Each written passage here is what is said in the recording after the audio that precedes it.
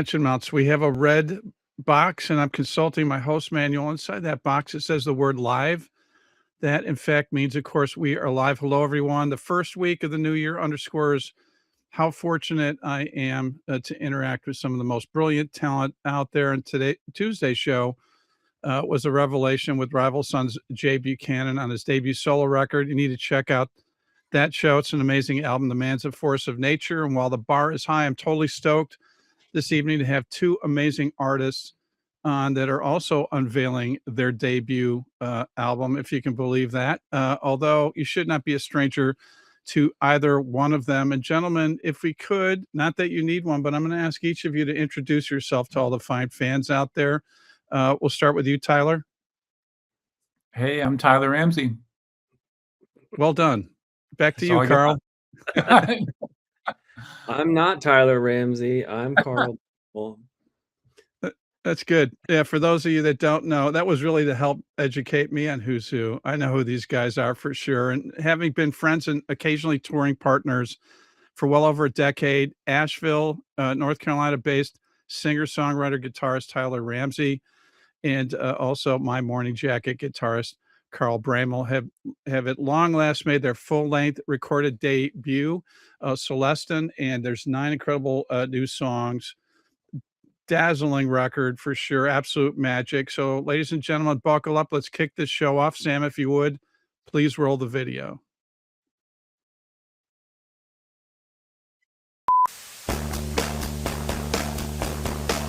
Thank you, Steve. You made it very easy for me.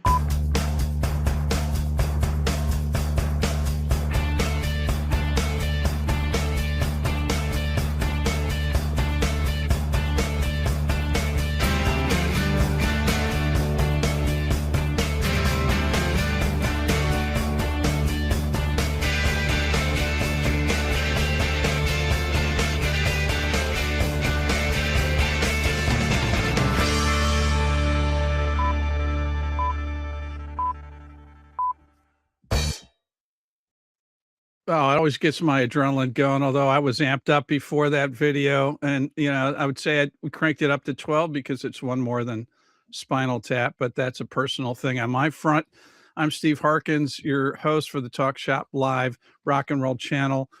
And please officially welcome, once again, to Talk Shop Live's Rock and Roll channel, the one and only Tyler Ramsey and Carl Broemel. Gentlemen, thank you so much for being here. It's an honor and privilege and pleasure to have you here. Thank you so much, man. Thanks for having us on.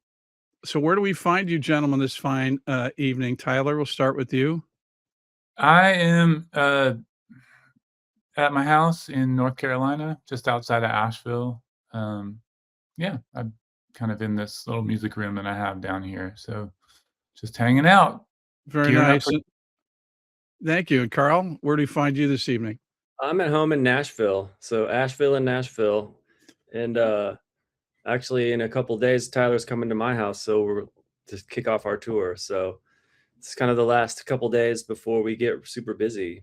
Yeah, and you guys are still working. Go figure. Who scheduled this this gig? We'll talk about that later. Yeah, we'll talk later. Yeah, for sure. And fans, if you'd like to ask Tyler and Carl a question, or you have a comment, use the chat function. We'll get to as many as possible. So Tyler and Carl, first the Lennon and McCartney question: how'd you land on Tyler Ramsey and Carl Broemel as opposed to Carl Broemel and Tyler Ramsey? And I'm not taking sides here, mind you, just curious how you landed. Well, I think we were trying to combine our names into one giant name, like Carler Bramsey, or I don't know. It just didn't work out. Didn't think it would sell any tour T-shirts with that name. It's kind of a tongue twister. So, you know, we went reverse alphabetical order just to, you know, go against the trend, I guess. Yeah, absolutely. Makes sense. It rolls off the tongue. It flows for sure. And, you know, let me say, you know, guys, I know often what you do in terms of your profession is referred to as entertainment, but I have to say what you do is extraordinarily important, especially in today's somewhat contentious climate.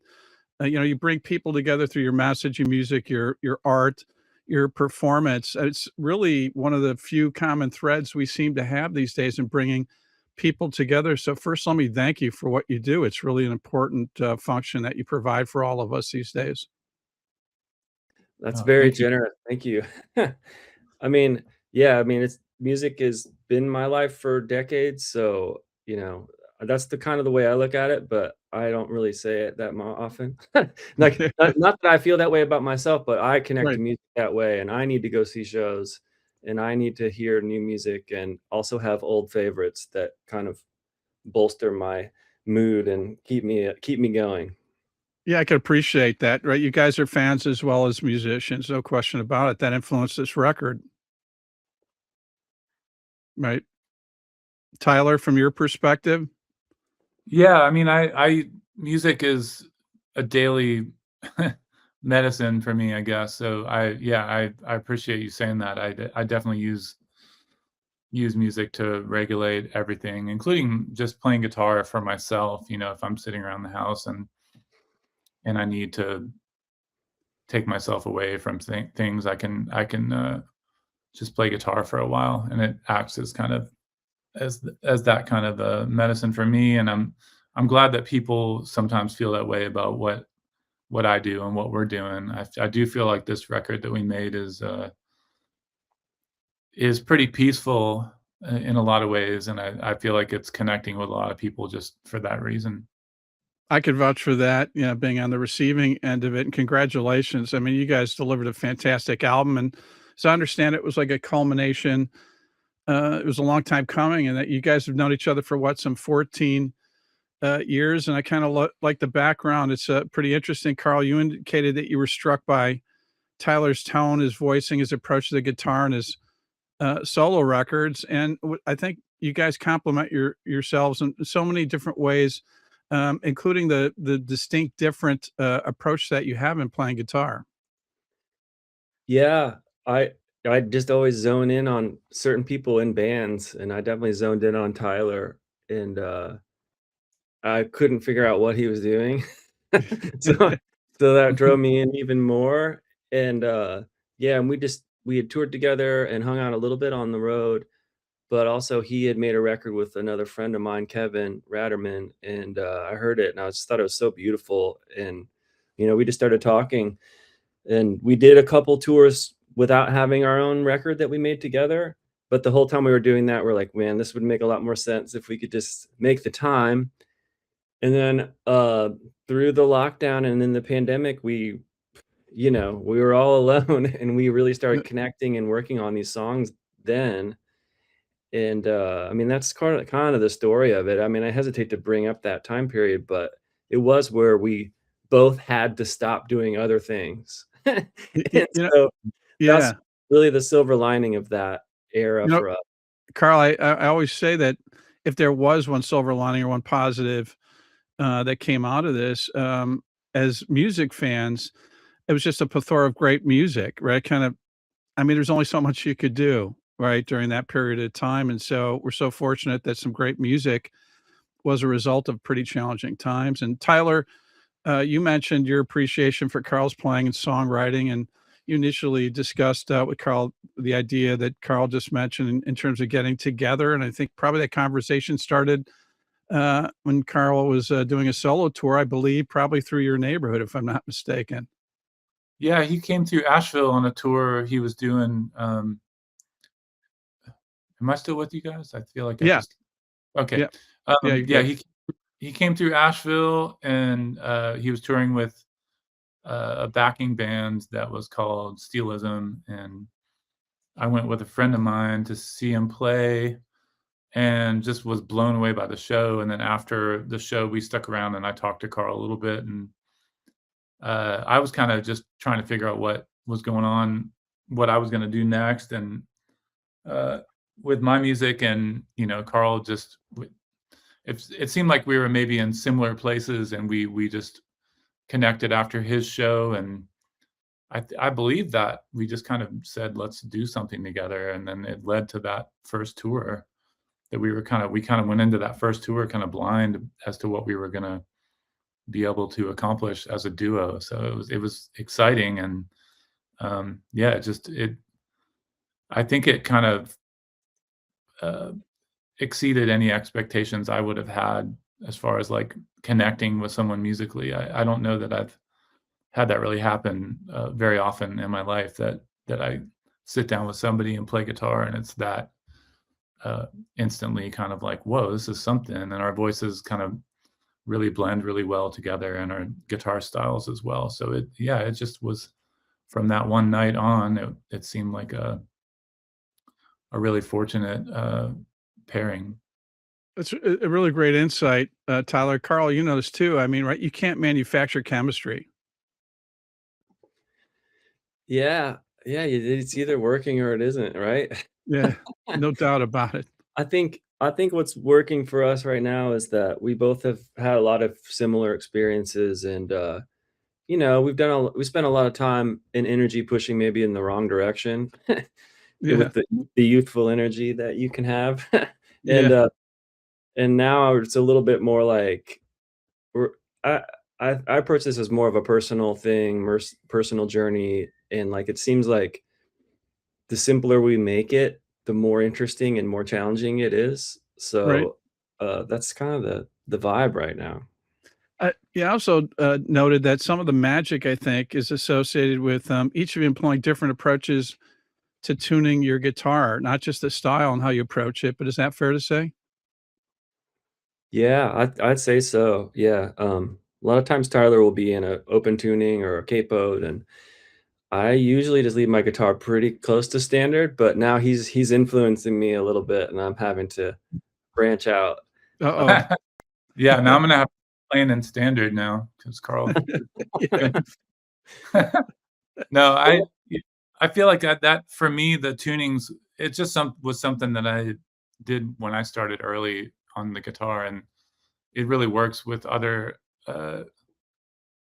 It works in other projects a lot of times because a lot of times people are in standard, and it's nice to be in a different voicing. It just makes the guitars work well together, and you're not stepping on somebody else's ideas, you know.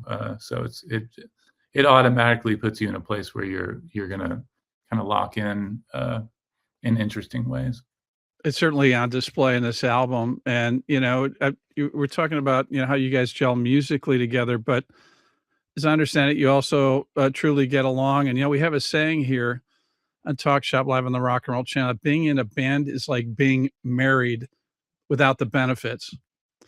So, I mean, in your case, I mean, the fact that you guys can also, you're connecting musically, as well as the fact that you can appreciate, being together at all, sometimes it doesn't always it's not always the case, because you don't get to always pick the personalities of the people that you work with. But in this case, I mean, across the board, it seems like you guys are such a great fit. Yeah. Well, the good news is there's only two people to Yeah, get along right. with. Uh, but Two yeah, I votes. mean, That's it. we can both sit in silence in the van and be totally happy, or we can listen to the same song 10 times in a row and we can both like that. And we can list, there's a lot of time that's not on stage. So that's a very important time. And a lot of times Tyler will be like, let's go jump in a river. And I'm like, I would have never thought of that. Let's go jump in a river right now. So Yeah. Uh, I can appreciate that. There's some comparison of this record to some of the classic new age recordings and the associated artists, many recording for the iconic Windham Hill label, which kind of launched kind of whole new frontier back in the day. It's an institution for years. But, just from my observation, I want to say that for sure, there's no question there's elements of that, when you're factoring the instrumentals, and at the essence of new age music. And you mentioned it earlier. This is kind of providing, in terms of the response to the music, the ability to kind of decompress or relax, eliminate stress. And this record certainly accomplishes that, checks the box for the definition of new age. But I have to share with you that I also find that this project injects a bit more melody that resonates maybe a little bit more than a number of the new age recordings, which isn't to denigrate or, diminish the, some of the great recordings out there. But I feel like, it isn't just solely, you just can't compartmentalize it and call it a new age record, but it has those elements. And I just wanted to share that observation with you guys. Yeah, I feel like new age, I mean, it became a very broad blanket, like all the genre names do. It became very broad, and people got stuck in there that weren't necessarily doing that thing, you know? I think new age, a lot of it was,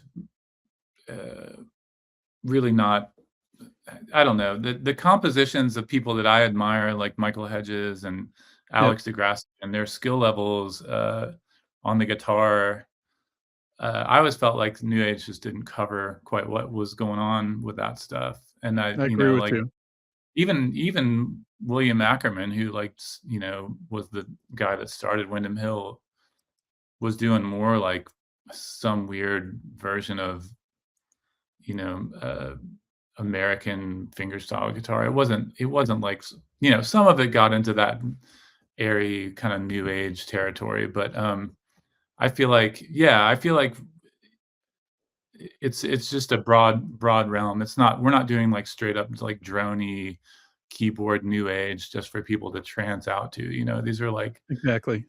fairly intricate, like composed tunes that we worked on. So yeah, I'm glad Yeah, that you kind of straddle the line. I mean, I don't mind being in that world because I kind of like admired a lot of those people and still do and still listen to a lot of that stuff. But no doubt. Yeah, it's just if people read or hear that elsewhere, I think it's really important to point out you can't pigeonhole that. And the industry, of course, loves to be able to compartmentalize, so we can categorize it, whether it's, where do you file it in a record shop or online. And then you had a number of artists, good artists and some questionable, that were just trying to fit the mold, right? I mean, it was just kind of like now everybody was jumping on the bandwagon, and maybe to a certain extent, it was oversaturated, which might have been part of the demise, unfortunately, for Windham Hill. I mean, there was a time when they first started, the only way you can get these recordings that you're referring to were, in health stores or new age stores, not music stores.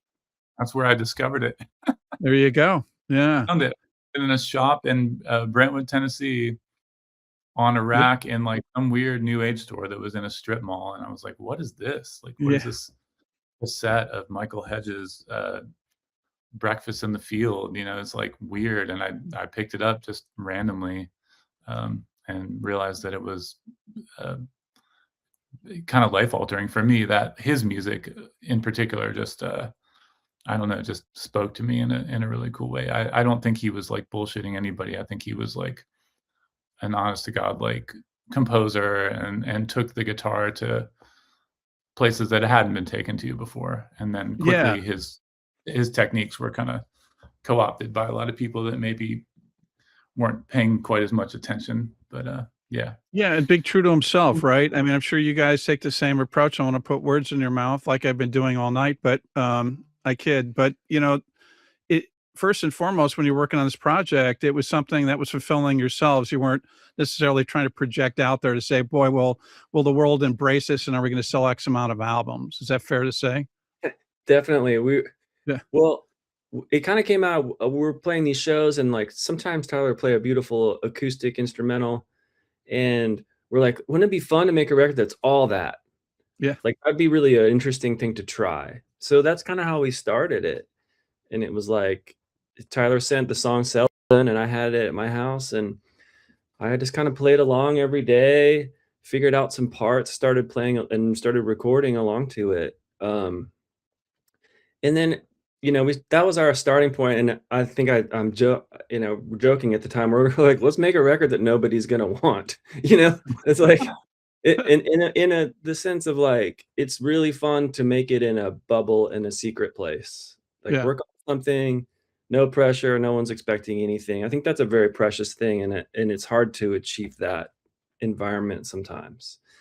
So that's where it began, and then as we went along, we decided, "Oh, well, that all feels good, but what if, I like that song that you wrote. Let's try that and see if and then we'll put it in the playlist and see if it feels good for a voice to come in." And it did, and we're like, "Okay, cool." So Yeah. that's sort of how it got built up, and it wasn't like, "We're making a new age record or making a bluegrass record or just instrumentals." kind of turned into instrumentals and whatever feels good with the instrumentals. And Yeah. then from then we can just go wherever. I'm not sure where it's going to go. Well, Carl, just to kind of feed off of that, I mean, I think you originally intended this to be primarily instrumental. So how did it morph, where the two of you started to consider adding some vocals in some of the tracks? I think we just both had songs kind of half written, half ready, and we were sharing them with each other. And, it's kind of like falling off a log, It's like, oh, Yeah. well, that seems obvious. Let's try that. And if it doesn't work, that's okay. We'll, It we'll keep. goes back to the fact that you weren't restricting yourself. There were no boundaries, right? You're just kind of going down a path that just felt right. Yeah. And I think, realistically, I'm the kind of person that if a vocal doesn't come in eventually, personally start to get bored. So, Yeah. like, I'm trying to think like, if I came to see us play, what would be good, interesting to see, like, yeah, maybe 100% instrumentals, maybe, but maybe like that's now the vocal is actually like really meaningful Right. because it came out of listening and being like, "Oh, I'm a little my mind is drifting. Wait a minute, now I'm back in and there's this song." You know, uh, it's like listening to Pink Floyd, "Shine On You Crazy Diamond." When it finally kicks in, you're like, "Yes." Yeah. You're Uh, right. so I think there's like, it's just strategy in some ways, I guess.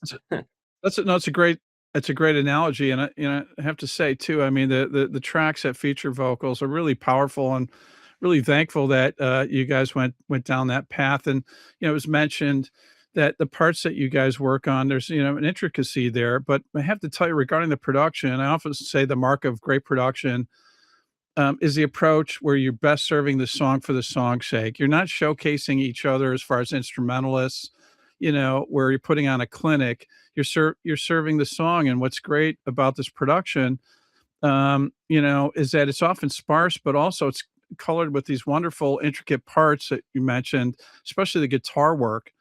And, it really works. It's not just, basic tracks where you're just playing rhythm guitar. There's really some magic that takes place. But, sometimes production has that tendency where one can, you become this runaway train where you're just putting layer upon layer, and now you're burying the song and not allowing it to breathe. And that's certainly not the case with this record. Yeah, I think, uh yeah, being in the studio has always been very challenging, and I think, like I said before, keeping it simple has really been an enlightening thing, because, we kept it pretty sparse. Did try to do some songs that had, like, drum beats and stuff like that, and that didn't work, Yeah. so we did take some paths where we were like, and now those songs, we might actually hit those again, but maybe not have, tracks and the computer going. A lot of the songs on this album we recorded live well, we did half of it live together, and I put a lot of it onto a cassette and back off the cassette, about half, and I just think it sounds more interesting. It sounds more kinda like I can touch it or something. Uh, Yeah, yeah. And I still hear some percussive elements, whether it's the rhythms of the guitar, whatever. So you don't think, wow, it seems like, there's a void here where you're missing that, natural percussion or, a rhythm track. yeah, it's a good challenge to keep the song interesting just with the simple with just 2 instruments, or make 1 big guitar out of the 2 guitars. Like, that's kinda how I picture it.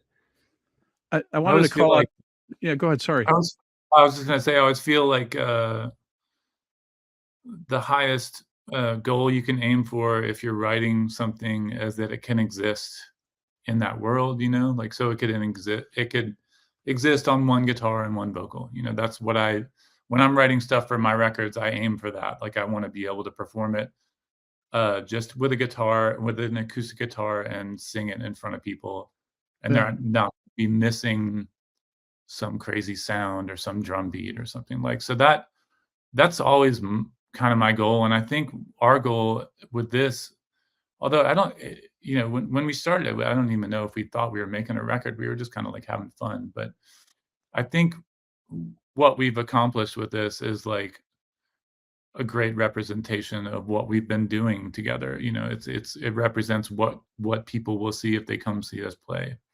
You know, we're doing these songs as a duo, and there's not a lot of you know, we wanna like walk on that line of like this is bare bones, but it carries itself, and people aren't going to walk away like wishing there had been, you know, a string section or a horn section or something, or you know, I think Absolutely. it's what we intended to do. We accomplished somehow. I think I I might be in the minority, but I am tired of hearing a snare drum with a microphone on it coming through a PA system. I've heard that a lot. It's a bit overused, no question, no argument there.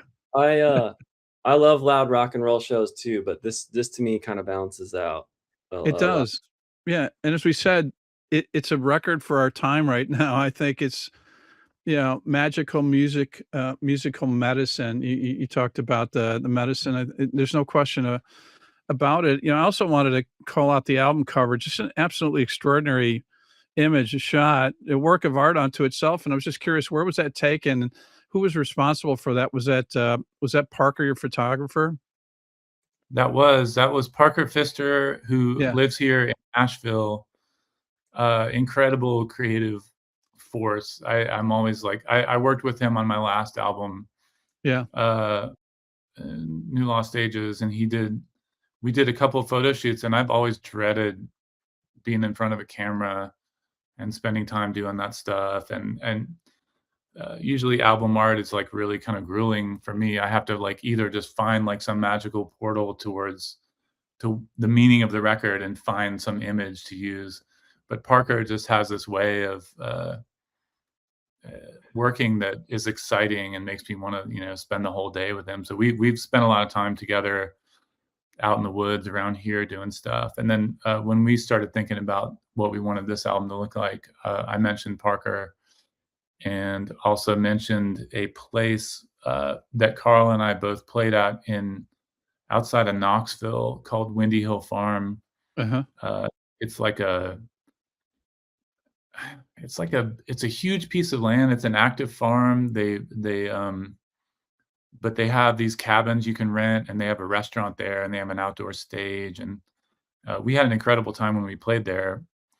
And I just remembered there were these giant, like that on the album cover has that gigantic tree on it, yeah. and then just big sweeping like East Tennessee, you know, rolling hills, and I think it's right on the Tennessee River, and it just seemed like the perfect place to go. So I reached out to them, and Carl and I and Parker went over there for a few days and just, you know, I think the photo that ended up on the cover was captured like in the first little few hours of working, first Is couple that right? hours, and then we did a lot of video things and just jumped in the river like we like to do. And Right.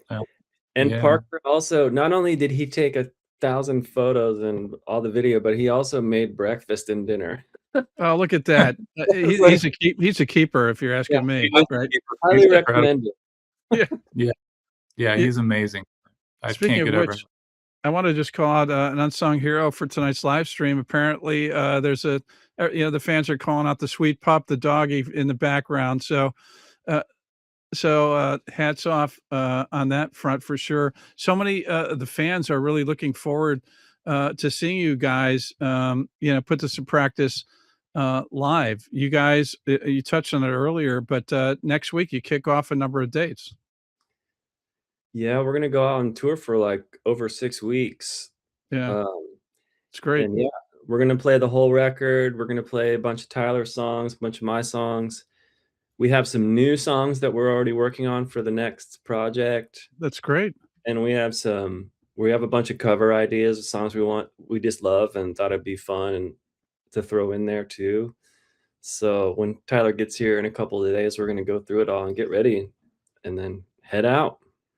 Uh, Love that for sure. And how refreshing is it where you guys can call the shots and actually do the entire album? Don't think you're able to necessarily able to do that with My Morning Jacket because, you know, the fans kind of demand it maybe. But you know, and you know, in the past with Band of Horses, maybe you guys were able to do that to some extent, but not a common occurrence. And I think it's great, man. What a wonderful way to experience this record. Rusty Brewski is just saying, really happy that you guys are here and enjoying this evening. And Michael Archuleta saying, can't wait for the Denver show. Saw you guys together in Franklin, Tennessee years ago. Like, I think it was 2019, right before the pandemic. You guys were doing some dates, weren't you? Yeah. Yeah. I think did we end a tour in Franklin? Yeah, at the Mockingbird Theater. Yeah. Yeah. It's cool. I'm glad people still remember those tours, and I see a couple things about some old shows. Yeah. Well, the people are here, I think like this thing that you've created here is like a cool gateway between us making this record in private, connecting with people, but really the goal is to be in a room and have the music there and have the human beings there. And so that's really the point of it. And I really appreciate people's attention to this kind of thing, or being on Instagram or whatever. I think, just so everyone knows, our focus is that moment. That is the goal. And this is such a great way to kind of transition into that part of this record. Appreciate that, Carl. And I just want to remind everybody, we're celebrating a truly magical forthcoming release entitled Celestun, and it features 9 brand new tracks from none other than Tyler Ramsey and Carl Broemel. And they've delivered some amazing solo work, of course, not to mention Past Band of Horses, and of course, My Morning Jacket. But this is truly musical magic, as I've said before, and medicine that we need more than ever. It's a long-awaited debut album. Officially releases on Friday, January 16th, a week from tomorrow. I'm sure these guys are counting the days. They've been living with the concept for quite some time. However, Rock and Roll Channel fans on Talk Shop Live can purchase their copies right here, right now. And it's Tyler and Carl's way of thanking fine fans. They've graciously agreed to sign a limited number of copies on vinyl and CD. Purchase here, so to order your copies, hit the shop button on Talk Shop Live or Facebook, Instagram, or YouTube. Comment Shop will DM you a link, and the rest is quick, easy, and pain-free, unlike the slight arthritic condition that Tyler and Carl may have developed, signing for you fine fans, but I think they're well on the way to recovery. And there's no greater way to show how much you appreciate Tyler and Carl's artistry than by owning a copy of this fantastic musical body of work. And I'm not just saying this as pitching it as a salesperson, but these are passion projects. And you send a message to these guys that you want to continue to hear great new music. And that's what these guys have delivered. So you won't regret, owning this body of work. This is something you'll keep coming back to. You know what? Let's hear some of the music, guys, if you're okay with that. Sure. Let's check out the opening track from Tyler and Carl's forthcoming new album, Celestun. Here is the title track. If you would, Sam, please roll the digital.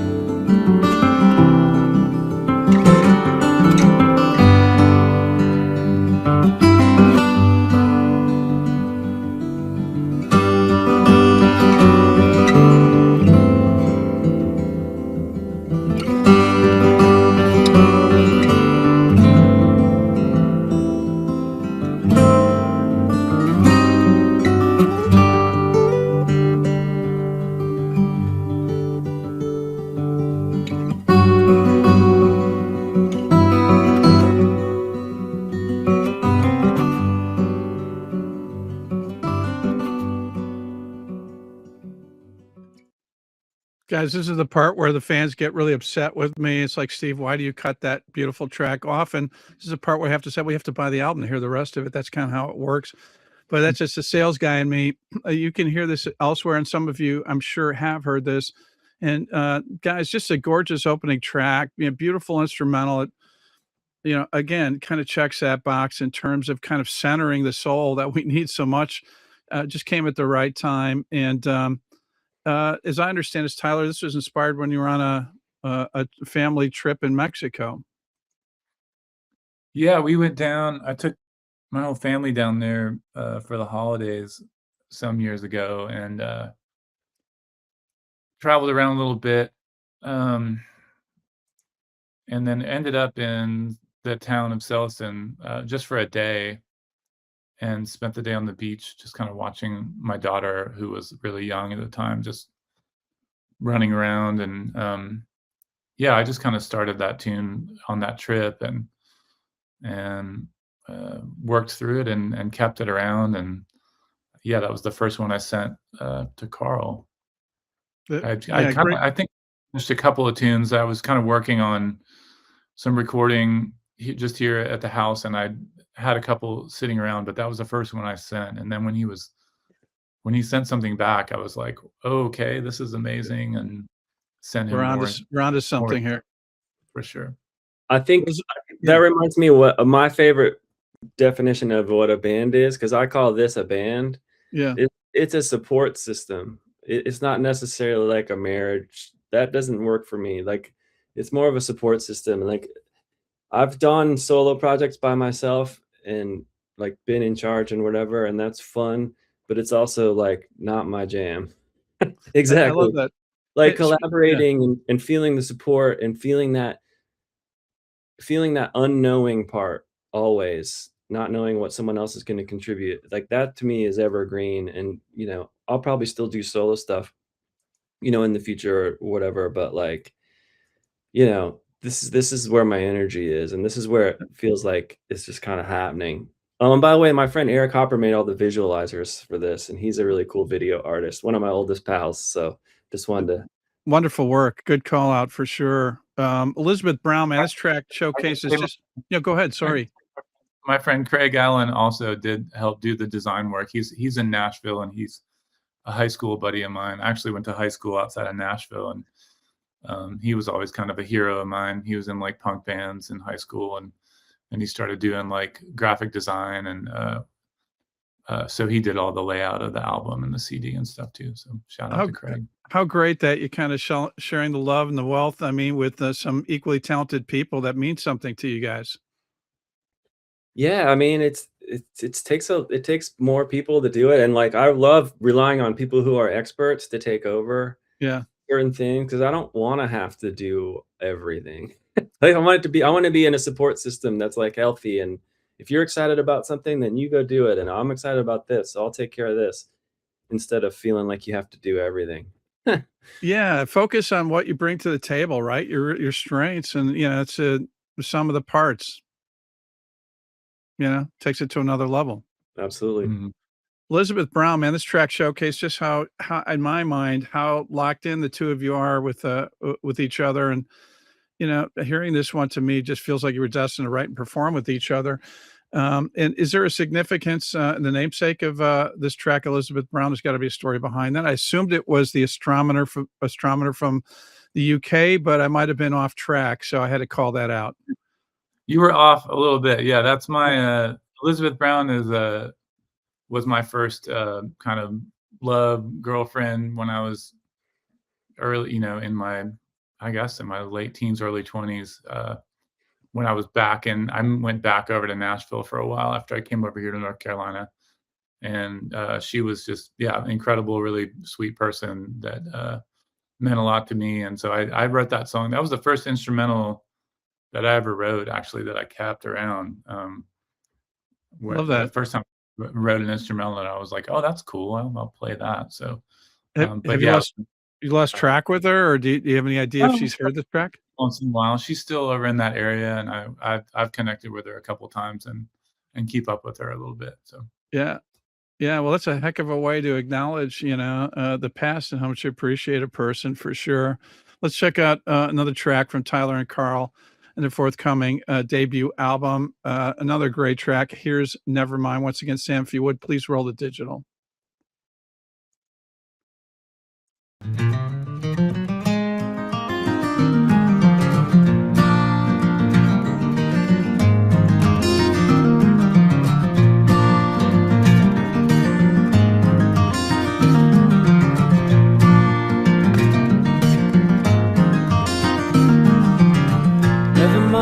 telephone line. Listen to the wind between the wires.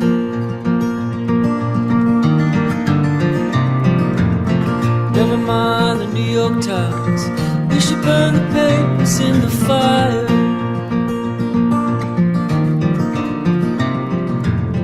I'm asking for a friend who can decide if there's much difference when we agonize or we hide. And never mind, never mind.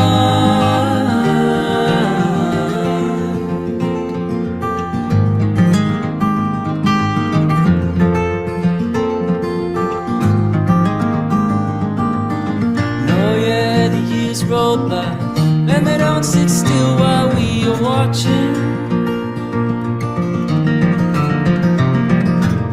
So cool we took that time just to watch the moonlight on the ocean.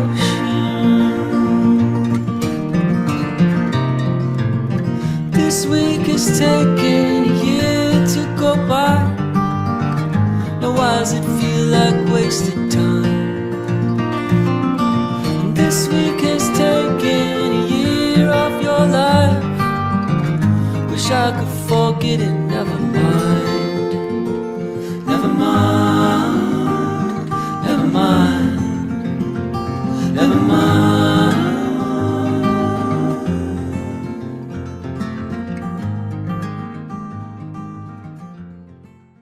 You know, what's so great about music is it's subjective. We all take individually what we want to out of it, and sometimes it's different than maybe, you know, those that created the work and what they intended or how they envision it. But Carl and lead vocal, just love this one. It's arresting. I struggled to get past this one. It was that good.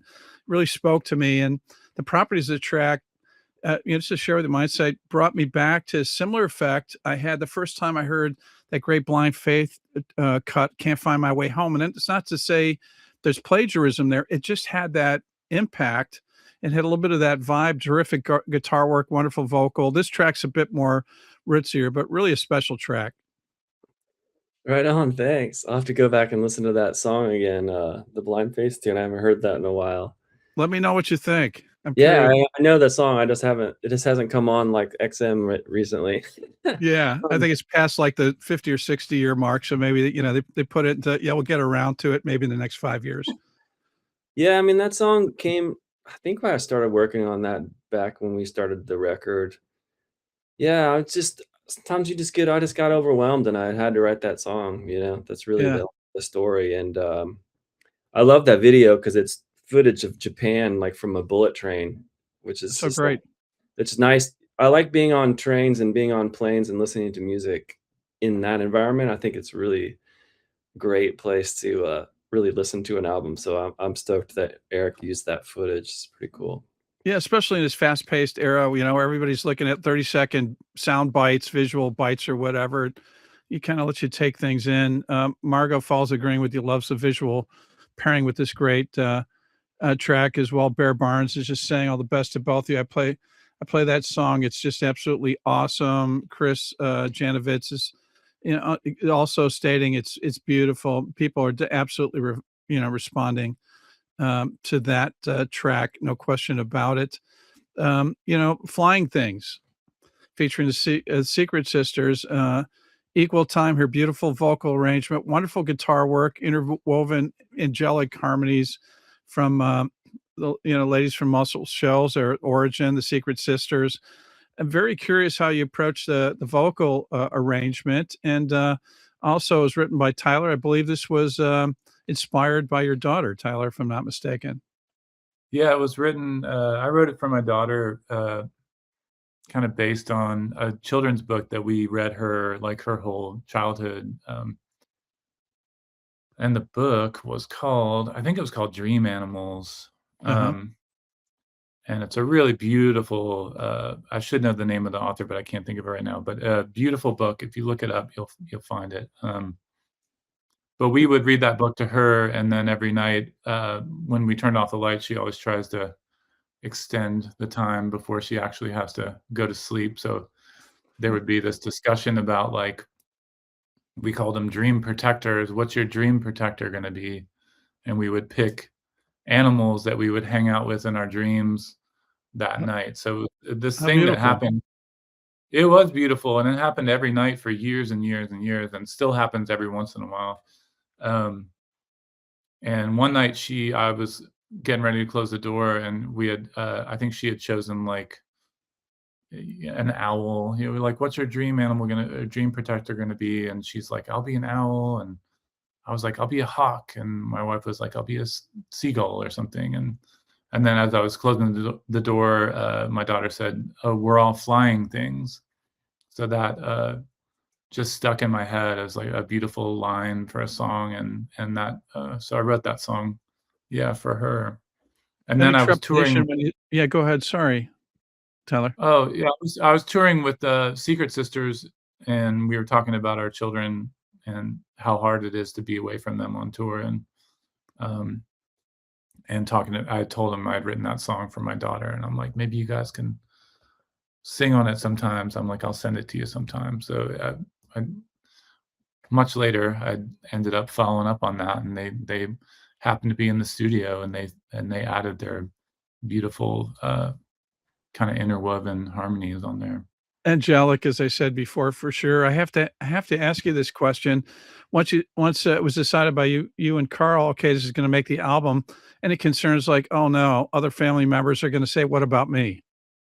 You don't have to answer that question, by the way. I've got a son and a daughter. So my son's 4.5, and there's enough time for that. He hasn't asked for a song yet, but I'm certain he will get one, because he's so inspiring and so beautiful. And I've written many songs inspired by her, and I've already, there's a lot of things that I already have that have been inspired by him. And just it's a bottomless well of inspiration and beauty coming from having kids, I think. Yeah, no question. It gives you a whole new sense of purpose, doesn't it? Yeah, it sure does. Last Tarot, man, really melodic instrumental. Love how this track morphs into more of an intricate arrangement. It flows really well, elevates the track. Again, I'm just showing my age, but some of the elements of this kind of reminded me of McCartney's first solo album. The highlights were the real melodic nature that he brought with some of the instrumentals on that particular record, man. Just great guitar work and just a wonderful piece. Is the McCartney song Junk on that album? Yes, it is. Yeah. I love that song. That's one of my favorite songs ever. Me too. We've played that before, I think, on tour. Yeah. So, wow, I'd pay good money to hear that rendition from you guys. Yeah, we'll put it back. We'll put it on the potential list. Excellent. I've got the Lost Tarot. We actually wrote together in the same room, with just throwing parts and ideas together, and we recorded it around one microphone because we were just like quickly making a demo, I thought. Yeah. But then I listened to it, and it was really cool because when you do that and you commit to one microphone where someone can be on each side of it because it picks up in both directions, it mixes the music together and you can't tell who's doing what. And I really like that. It reminds me of like two people holding a Ouija board or playing tarot cards. You're like, who's doing what? Like, that's kind of. Yeah. Yeah. Even if you do like still photography or slow motion, you still can't figure it out. Right. I mean, at the end of the day, it's just that perfect blend. Brent Leckert, thank you for being here. Huge fan. Erica, Adrian Gonzalez, as well. Looking forward to seeing you guys in Denver. The Silent P, can't wait to get this released. We're hearing this from so many other people. Story Lori, as well.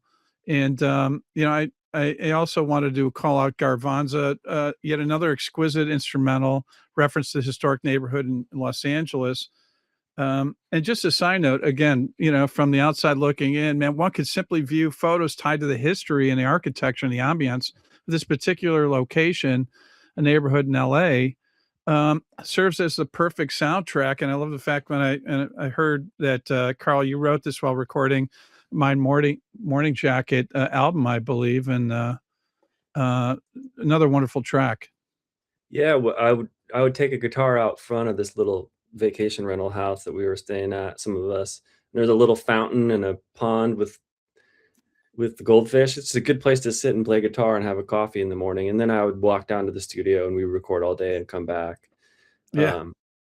So that I used to live in LA, and like I live in Nashville now. LA smells different. LA is like different. You think?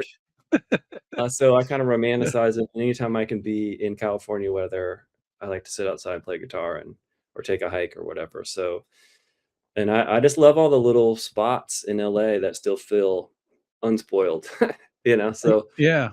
that's one of those places. Yeah. How fortuitous, and you don't know that things like that are going to happen, but fruits of the labor for sure. Hey, let's hear another track from Tyler and Carl. I call this one out just because, I just think it's an amazing interpretation. And Sam, if you would, please roll the digital. Here's Sail Away.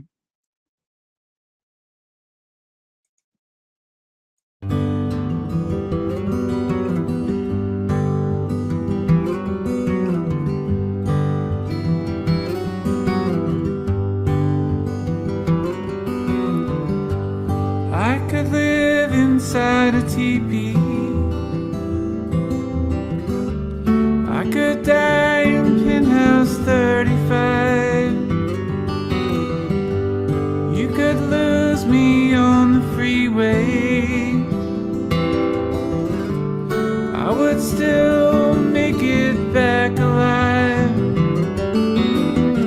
as long as we can sail away. As long as we can sail away, there'll be wind in the canyon, moon on the rise. As long as we can sail away.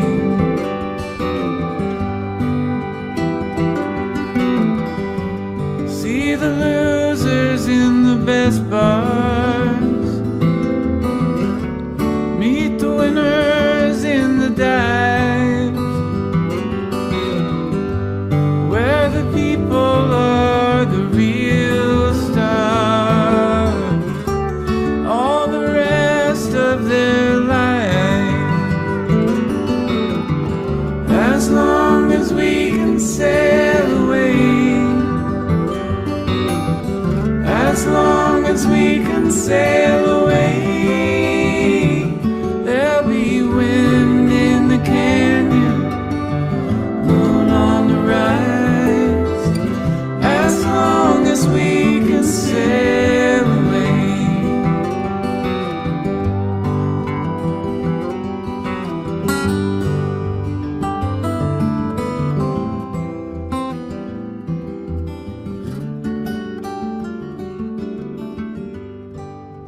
Another track I love, and this one feels timeless. Great cover, a Neil Young song. And vocally, just again, observations. The verses, to me, I feel like it captured actually the best of David Gates and Bread, who he just had an absolutely gorgeous voice.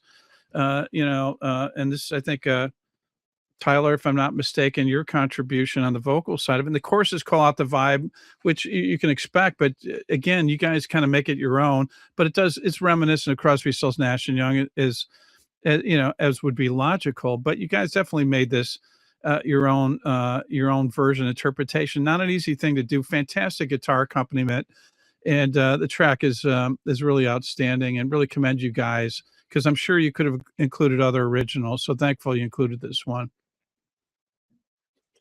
Yeah, that tune, I've been playing that live for a while, the last couple tours leading up to when we actually documented it. Right. Which happened to be at the very end of a tour. I was driving, I think, played at the Blue Room with my band in Nashville, and then went to Carl's the next morning before I headed home. And I think that's when we captured that song. And we're both like just gigantic Neil Young fans, and both have had a couple of chances to perform on stage with him. And Were those like out of body experiences for you? Oh yeah, I mean, Yeah. even just being in the same room with him is kind of like that sometimes. Yeah. But Yeah. yeah, we both got to do the bridge school benefits and things like that, and Yep. just love. I mean, his writing and his voice and his guitar style just never ceased to inspire me. No doubt. You guys close with Sylvie's guitar, terrific closing instrumental. Can you share the namesake, where this title came from? Sylvie's guitar, my daughter's guitar. She She got two. She got two on this one. Then oh yeah. look at that. She has this little tiny nylon string guitar that's like, I don't know what the scale would be, but it's very small. She's had it since she was really little. Love that. And I still pick it up and play it I'm a giant, so it's kind of funny to play that small of a guitar, but it's fun to play. And that song just kind of came out of that guitar. I think songs do come out of guitars, like they're in there somewhere. If you play around with one enough, it's going to give you something a little different than another guitar would give you. So that's where that tune came from. And then just hearing Carl's contributions took it over the top for me. No doubt about it. And the innocence of youth is a wonderful thing because they don't demand songwriting royalties. Just a thought, right? Yeah. So I just want to say, guys, man, what an amazing album! Again, 9 brand new tracks. Everyone, it comes out a week from Friday, and you can pull the trigger now. Just hit the shop button and Talk Shop Live. Comment shop on Instagram, Facebook, also on YouTube. We'll DM you a link. The rest is quick, easy, and pain free. And both of these incredibly talented individuals graciously agreed to sign copies. They're very limited. Once they're gone, they're gone. So show how much you appreciate this magical work that these guys continue to do. Gentlemen, what does 2026 hold for you? We know you've got 6 weeks or so of shows in front of you. Anything else you could share with us? There will be some more shows too later in the year, I believe. There's definitely Right. some things penciled in. I would love to do some more recording with Tyler. And then the Jacket's going to do some stuff as well this year. So, but it won't be comprehensive the whole year. So I'm sure I'll be getting into other stuff. But hopefully Tyler and I can start working on another one. It won't take 4 years to make a Right. record. Well, we've got it documented now, so we're going to hold you to it, Carl. Tyler? Yeah, we've already kind of started moving into new songs and things. We've been passing stuff back and forth. But yeah, I get back from that tour, and then about 2.5 weeks later, I leave for a solo Europe tour. I'm going to Brussels and hanging out with my friend Laura Cortese and doing some shows around Brussels with a few other musicians, and then head to the UK and do some solo shows in the UK, and then go down to Zermatt, Switzerland, and play Zermatt Unplugged, which is up in the mountains, like near the Matterhorn, and Yep. just beautiful. And then I'll hang out with my family a little bit and see what happens next. That's the plan. That sounds good. Boy, good news for us fans as well. And before we let you go, we'd like to thank all the fans for being here this evening and for their continued support. And it's internationally. It's not just here in the U.S. too, which is not surprising, but pretty amazing nonetheless. Special thanks to Anna Pearson with Red Light Management for going the extra mile. There'll be something extra in your Christmas stocking. Sorry, it's January. You'll have to wait a while. And also our good friend Peter Leak at Red Light. Big thanks to Michael McDonald. Thank you, Michael, and Kristen Bunk as well. And also our fulfillment partner, Charlie Calvin, Deco Entertainment.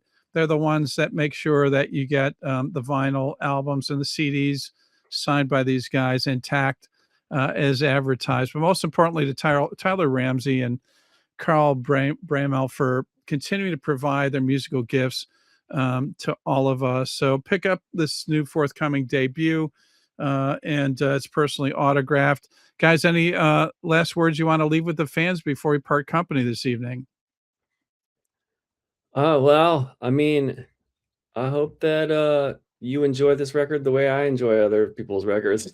You know, I just love. Yeah, I think an important thing maybe to communicate in this day and age to people who aren't already drinking the Kool-Aid with vinyl or CDs even is that to be listening to something in that way really changes your attention to it. And I'm really focused on that. I really like flipping a record over. I like listening to something front to back. I think we have to kind of do that intentionally now. that's right. And whether it's our record or any record that you get, I find it interesting now to actually just listen to the same record all week. You know, I love that. Yeah, on as opposed purpose. to dissecting it, just just experiencing one specific track. The That's bot how I'm used to absorbing music. I need a lot of repetitions, and I think Yeah. there's so much coming at us. Well, it doesn't have to be our record. It can be any record. Just focus in on it. I think that's kind of how I'm looking at this year with the way I want to ingest things. Appreciate that. Really do. For sure. Yeah, that's beautiful, Carl. Carl and I sat in his studio and listened to a record front to back. One of the times I came over there when we were working on this record, we listened to Andy Schaaf front to back, and just hadn't done that in a while. Like just sitting there in silence, maybe like staring at each other, like, how is he that good? But Yeah. it's beautiful, yeah, to spend time with an album and really get to know it. I do feel like the flood of information is overwhelming, and we're not designed to keep up with it. But music is healing, so if you really do sit down and listen to what an artist has to say, these albums that people make, the people that still make full albums, I think they're made intentionally to be an experience, and I think hopefully people can get that experience out of what we've done here, and maybe pay more attention to what other people are doing, and take the time to just kind of like allow yourself the grace to like listen to a whole record, because it's good for you. I think music's good for you. Could Yeah. could not have said it better.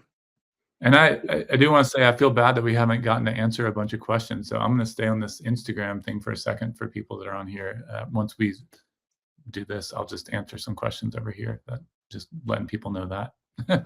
That's awesome. Thank you. Yeah, thank you for doing that. There's only so much time here, and we are going to squeeze in before we pull the plug on this particular this live stream. A wonderful track that I didn't touch on, which is "In the Willows," just absolutely gorgeous. So stay tuned for that. And gentlemen, Carl, Tyler, thank you so much for doing this, man. What a beautiful project. Thank you so much for delivering it and continuing to do what you do. Again, it's been an honor and a pleasure to have you guys here this evening. Right on. Thank you, Steve. We appreciate what you do too. This is awesome. Really Thank appreciate you. And you guys have a welcome at any time that you want to come on. So thank you for doing this. And Thank you. and with that, everyone, you know what? Happy New Year. I don't know if we're going to keep saying that much longer, but here we are. We're in a new year. Stay safe. Enjoy life. Rock on. Check out In the Willow. And Tyler will be responding to some questions to the fans out there. So long, everybody. Thanks Bye. again, guys. See ya. You.